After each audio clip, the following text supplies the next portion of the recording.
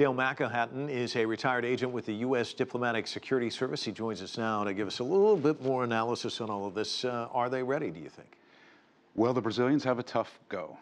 They've put a lot of effort into it on the police, and of course now they've introduced the National Guard and the Army working in conjunction, up to 85,000 soldiers and National Guard.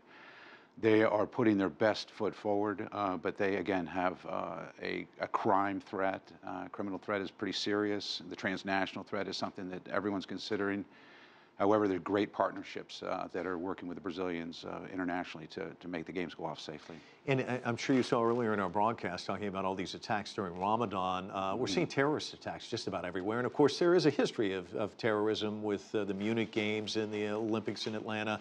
How much of a threat is that? And how do you prepare for that? I know in London, it seemed like they were ready. Beijing, they were ready. Are they ready there? You know, the Brazilians have left nothing to chance.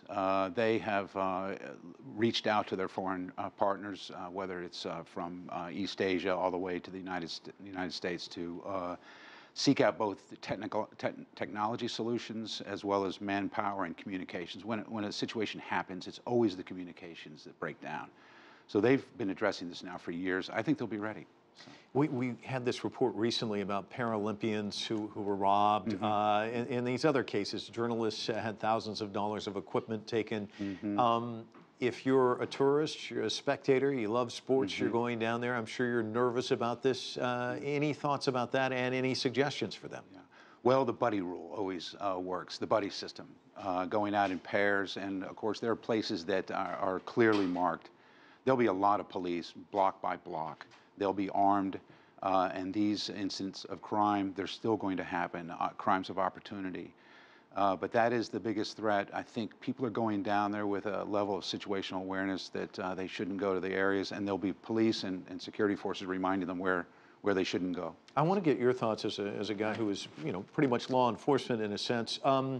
These police officers protesting at the airport, I'm sure you heard about this. One had a sign, "Welcome to hell." They feel like they're not getting paid enough. Right. Is that just a distraction, or should that be a concern? Well, I think the interim president resolved that by bringing up close to $900 million necessary to get the salaries back on track. I think we'll see a unified police force. There are some police officers that are not allowed to strike, but those that did, or those that are protesting, are simply trying to feed their families. But it'll all sort of come together the way, the London Olympics were a little crazy near the end. I got to tell you, the Chinese games, when I was there, kind of went off without a hitch. It was an extraordinary event in Beijing. Anything that they can learn from China in terms of Beijing that could be implemented elsewhere?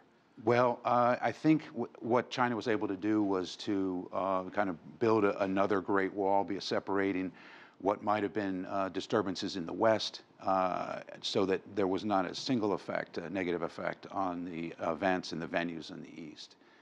Extremely well done, but Brazil, different set of challenges, but I think the Brazilians have the passion to rise to the occasion. Well, Dale, thanks so much for coming in and offering your analysis. You're welcome. Appreciate it. All right.